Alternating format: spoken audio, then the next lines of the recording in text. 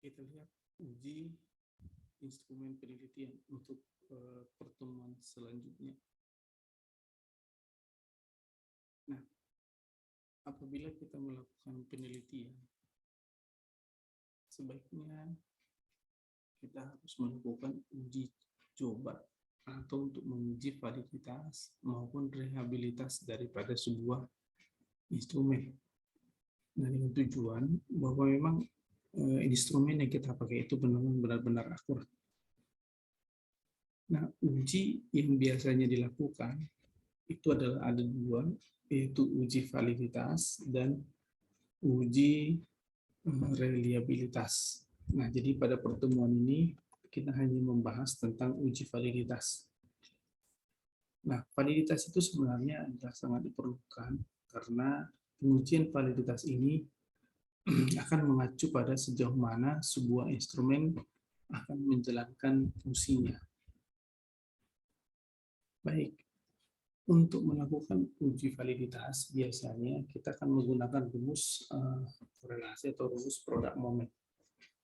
Nah, rumus tersebut dituliskan dengan R sama dengan N kali sigma XY dikurang perkalian antara sigma X dikalikan dengan sigma Y dibagi dengan akar daripada buka kurung N kali sigma X kuadrat dikurang sigma X dikuadratkan tutup kurung baru dikali dengan buka kurung N kali sigma Y dikuadrat dikurang sigma Y dikuadratkan tutup kurung. Kemudian yang berikutnya N di sini apa? N di sini sama dengan jumlah subjek, itu biasanya adalah jumlah orang yang akan kita menjawab instrumen tersebut. Baru sigma X itu sama dengan jumlah skor item, sigma Y sama dengan jumlah skor total, sigma XY sama dengan jumlah skor item dengan jumlah skor total. Nah, kemudian bagaimana cara melihat apakah instrumen yang kita punya itu valid atau tidak? Maka yang pertama nanti kita bandingkan antara R hitung dengan R tabel. Jika R hitung lebih besar sama dengan R tabel, maka nanti instrumen itu adalah valid. Dan sebaliknya, kalau misalnya kita dapatkan bahwa R hitung lebih kecil daripada R tabel, maka instrumennya tidak valid. Oke, kita lihat bagaimana contoh soal. Nah, misalnya kita melakukan sebaran atau menyebar instrumen tersebut uji coba ke mahasiswa atau siswa. Nah, mahasiswa yang mengerjakan itu ada 19 orang yang kita uji cobakan dan jawaban mereka untuk 10 butir. Ini ada 10 butir soal. Nah, ini kita lihat seperti sebarannya seperti yang ada pada tabel. Misalnya, kita lihat nomor 1. Christina Mariana Panggabean. Untuk butir soal nomor 1, dia skornya 5. Untuk soal nomor 2, dia 4. Soal nomor 3, 4 juga. Nomor 4 juga 4. Nomor 5, 4, dan seterusnya. Ini semuanya dijawabnya 4. Dan kemudian kita cari yang berbeda, misalnya kita ambil misalnya nomor 11, Valentina Feni VB. Nah, untuk nomor 1 dia menjawabnya skornya itu 4, sedangkan untuk butir nomor 2 dia skornya 3, butir nomor 3 skornya 4, butir nomor 4 dia skornya 5, butir nomor 5 dia skornya 3, dan seterusnya. Nah, pertanyaannya adalah sini adalah ya, kita harus disuruh menguji apakah instrumen atau angka tersebut valid atau tidak. Nah, bagaimana cara menyelesaikannya ini? Nah, penyelesaiannya adalah kita menggunakan rumus produk moment. Langkah pertama, kita mencari sigma X. Nah, sigma X-nya, kemudian kita mencari sigma X dikuadratkan. Ya, sigma X dikuadratkan, bukan sigma X kuadrat.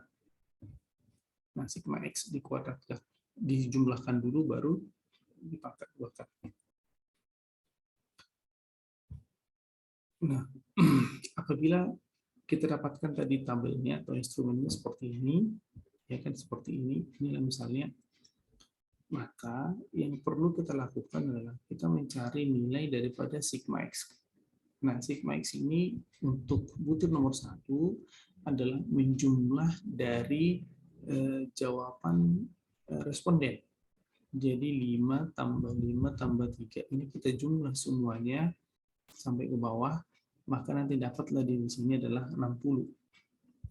Nah, kemudian kita cari sigma X dikuadratkan, berarti 60 kali 60, hasilnya adalah 3.600. Nah, kemudian butir yang kedua, kita jumlahkanlah dari 4 tambah 4 tambah 3 dan seterusnya. Ini kita jumlahkan semua, maka dapatnya adalah 61. Nah, baru kita cari sigma X dikuadratkan, berarti 61 kali 61, hasilnya adalah 3.721. Nah, demikianlah seterusnya, butir 3, 4, 5, 6, 7, sampai 10. Nah, kita jumlahkan dan kita dapatkan datanya seperti yang ada di tabel. Kemudian, langkah kedua. Langkah kedua mencari nilai sigma Y dan sigma X kuadrat. Nah, kita munculkan tabel kembali. Nah, caranya bagaimana? Untuk mencari nilai daripada sigma Y, maka kita menjumlahkan jawaban daripada, karena Y itu kan total jawabannya, misalnya si Christina Mariana Panggabean nomor 1. Kita jumlahkan 5 tambah 4 tambah 4 seterusnya, kita jumlah, maka dapatlah hasilnya di sini adalah sigma Y-nya 41. Ya kan, Y-nya 41.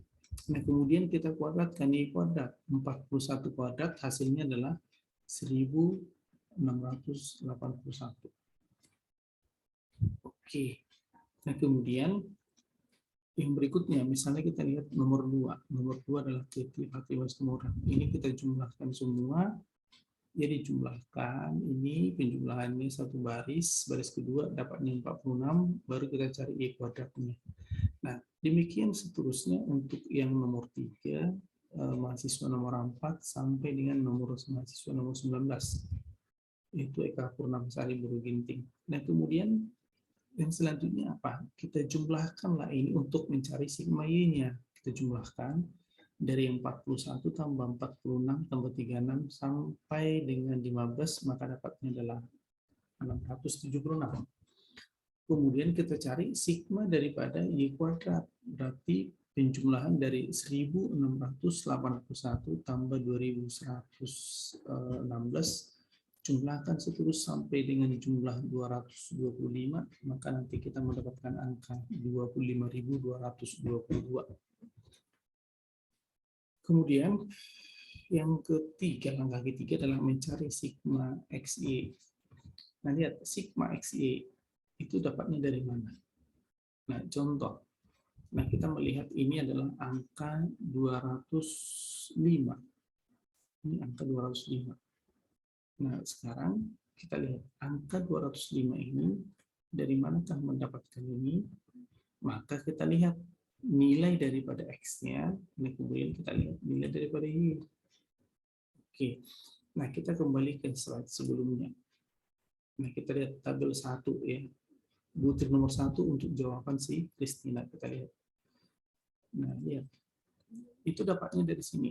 Untuk butir nomor 1, si Christina itu memilih atau skornya adalah 5. Ini baru kalikanlah itu dengan sigma Y-nya, Y-nya ini. Y-nya adalah 41. Nah, inilah dikalikan.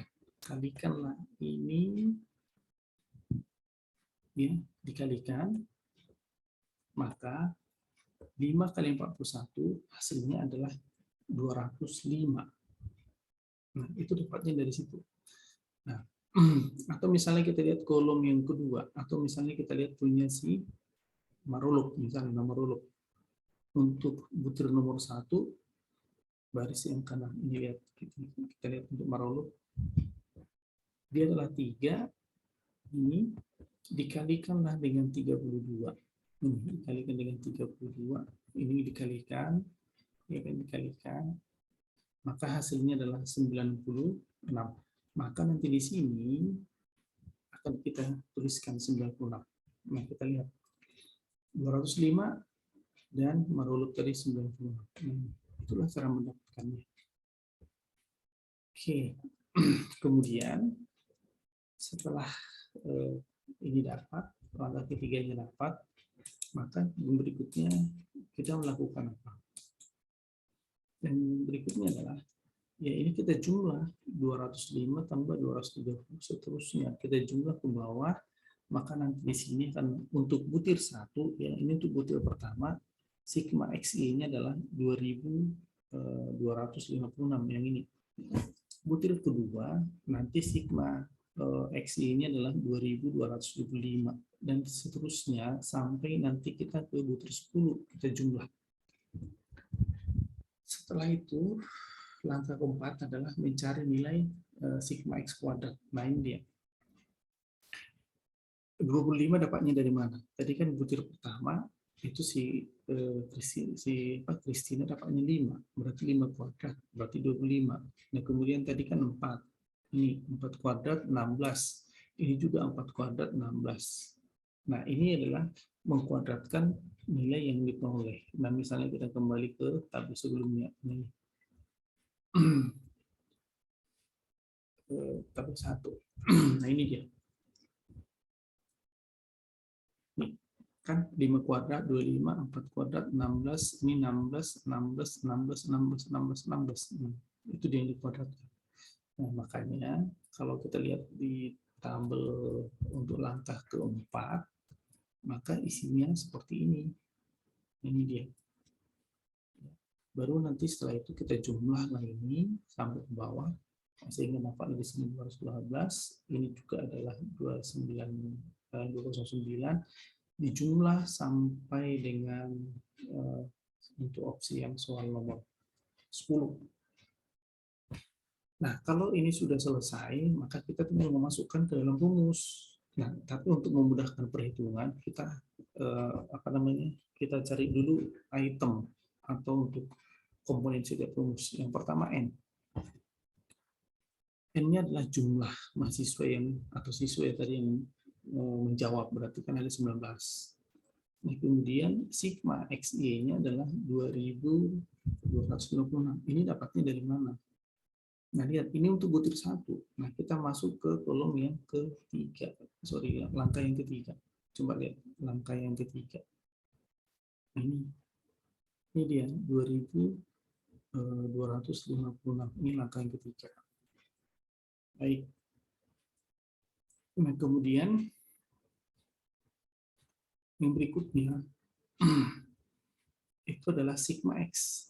Nah, sigma X itu yang mana? Mungkin kita bisa masuk ke langkah yang tampil pada langkah pertama. Ini. Ini ya, ini 80. Ya, kita sih fokusnya adalah ke butir nomor 1 dulu. Nah, jadi kalau nanti ini kita lakukan seterusnya, kita lanjutkan, maka semua data akan dapat. Nah, lihat ini sigma X. Nah, kita lihat ya hasilnya. Maka ya seperti ini deh. Nah, nilai-nilai yang ini baru kita masukkan ke rumus. Nah, kalau kita masukkan ke rumus, maka kita tinggal masukkan aja seperti ini. Nah, saya hanya masukkan aja dalam perhitungan, nanti bisa dicoba bagaimana cara mendapatkannya. Nah, seperti ini ya. Nah, kita hitung. Nah, ingat aturan perkalian pembagian penjumlahan lebih kuat perkalian dan pembagian dibandingkan dengan penjumlahan dan pengurangan. Jadi jangan salah. Ya, kemudian kalau ada dalam kurung, maka dikerjakan dulu yang ada dalam kurung. Nah, itu aturan dalam perhitungan. Nah, kalau nanti saya hitung, maka dapatnya sekitar 0,747. Inilah air hitung. Nah, kemudian selanjutnya setelah dapat air hitung, apa yang kita lakukan? Kita membandingkan hasil perhitungan dengan airtable. Nah, airtable dengan R hitung kita bandingkan. Oke. Nah, jadi kebetulan saya sudah lakukan perhitungan, saya munculkan ini sebuah tabel ya untuk mendapatkan data. Nah, jumlah N kita, N ya, ini kan N-nya. Kalau kita lihat tadi, itu adalah 19. Ini. Nah, kemudian dalam penelitian, biasanya kita menggunakan alfa 5%, signifikansinya 5%. Nah, kita lihat perpotongannya adalah di mana, maka angkanya adalah 0,456. Jadi inilah R tabelnya. Baik, dengan demikian R tabelnya 0,456. Tadi R hitungnya 0,747 yang kita hitung. Kesimpulannya adalah karena R hitung lebih besar daripada R tabel, maka soal nomor 1 adalah valid. Nah, kemudian bagaimana untuk nomor 2? Caranya sama, kita tetap menggunakan rumus. Tapi perlu kita ketahui bahwa cara tersebut kita tidak sarankan. Ya, jadi apa yang kita lakukan? Yang kita lakukan sebenarnya kita melakukan perhitungan dengan menggunakan Excel. Nah, hasilnya akan sama. Nah, coba kita ingat, ini kan R hitungnya 0,747. Nah, kita bandingkan nanti dengan menggunakan Excel. Apakah hasilnya sama? Nah, yang tadi ini kan hanya untuk sekedar diketahui secara manualnya, tapi untuk lebih jelasnya kita akan coba dengan menggunakan bantuan Excel. Oke, saya stop dulu. Baik. Nah, kita mencoba dengan menggunakan bantuan Excel. Nah, jadi seperti ini datanya. Nah, jadi untuk memudahkan perhitungan, maka ini kita cari totalnya. Ini totalnya, saya hapus dulu. Ini tadi data yang sama, jawaban dari mahasiswa atau siswa ada 19. Nah, jadi yang pertama ini kita jumlah dulu dengan menggunakan Excel. Caranya adalah kita tuliskan sama dengan, baru tuliskan sum. Kita blok, atau kita sorot ini, kita copy, baru kita enter. Nah, dia akan menghitung otomatis 41 jumlahnya. Nah, kemudian yang ke bawah, kita tinggal tarik aja, kita drop box aja yang seperti ini. Dia akan menghitung otomatis. Oke, nah kemudian yang berikutnya adalah kita lihat dulu, kita mau mencari R hitung. Ya, kita coba cari R hitung. Nah, caranya adalah kita buat di sini sama dengan, baru kita tuliskan adalah Corel. Nah, ini kita klik, double klik seperti ini, baru kita masuk ke fungsi yang di atas, berarti fx. Nah, muncullah nanti tabel bantuan seperti ini. Ini muncul tabel bantuan. Nah, untuk baris yang pertama, ini kan baris yang pertama ini, ya. Ini baris pertama, kita sorot yang ini. Untuk butir nomor 1, kita sorot. Nah, baru kita lepas. Nah, kemudian masuk ke yang kedua. Yang kedua adalah yang disorot ini adalah totalnya ini. Ini totalnya. Nah, oke. Nah, kemudian ini kita kasih tanda mutlak. Tanda mutlak itu biasanya itu dengan menekan F4 sampai muncul tanda $. F4. Nah, berarti belum. Berarti kita tekan Fn tambah F4. Oke. Berarti sudah. Nah, berarti hasilnya ya 0,747. Nah, ini saya bulatkan ke 3 desimal seperti yang tadi. Saya coba saya bulatkan. Nah, ternyata hasilnya adalah 0,747. Sama seperti yang kita dapatkan tadi. Nah, kemudian untuk menghitung yang berikutnya, kita tinggal tarik aja nih. Tarik, dia akan menghitung otomatis. Nah, ternyata dia bisa menghitung sendiri. Ini dia hasilnya. Nah, hasilnya kita lihat bisa dihitung secara otomatis dibandingkan dengan kita menggunakan perhitungan manual tadi. Nah, baik. Nah, kemudian yang berikutnya adalah kita harus lihat. Tadi kan kita udah tahu bahwa nilai daripada R tabel ini adalah 0,4 ya, 0,0 di sini berarti titik ya, 456 itu tadi tabel. Nah ini kita copy aja semua, kita tarik, paste. Baik, selanjutnya kita langsung melihat apakah ini sudah valid atau tidak. Nah ini bisa kita lihat satu-satu. Lihat, hitungnya 0,747, R tabelnya 0,45, berarti lebih besar, berarti valid. Ini kan valid. Nah, ini juga seperti itu, lebih besar, valid. Nah, tapi kita tidak melihat satu-satu, tapi kita menggunakan bentuk Excel. Maka kita gunakan if, ya, fungsi if, masuk ke fx-nya, fungsi. Nah, ini kita isi. Ini pakai logika. Jika R hitung, berarti yang ini lebih besar, kita buat lebih besar daripada tabel ini. Nah, kalau itu benar, if value is true, berarti kalau ini benar, berarti dia adalah kita tulis valid, ya, kita beri valid.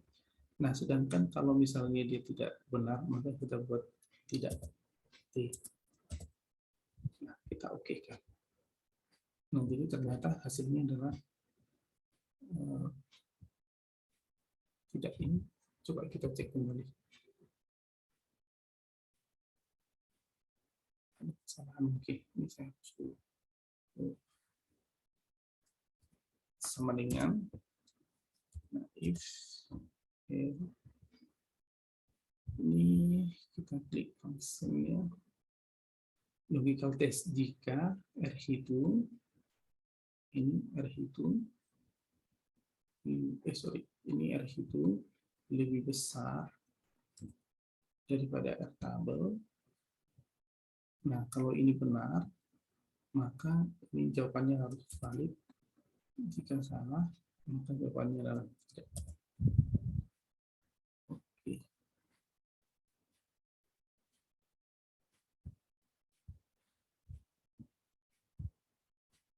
Kenapa jawabannya tidak? Harusnya valid. Salah. C25. Oh iya, sorry. Oh, di sini kita menggunakan tanda titik, harusnya tanda koma. Mungkin koma di sini, koma. Ya, ini salah. Di sini laptop ini sudah menggunakan bahasa Indonesia. Ini sudah. Nah, jadi jawabannya sudah valid. Nah, kita tinggal Dropbox atau copy. Semua valid. Nah, jadi seperti inilah cara melakukan perhitungan untuk menguji validitas dengan menggunakan Excel. Baik, mudah-mudahan ini bisa berguna untuk kita semua.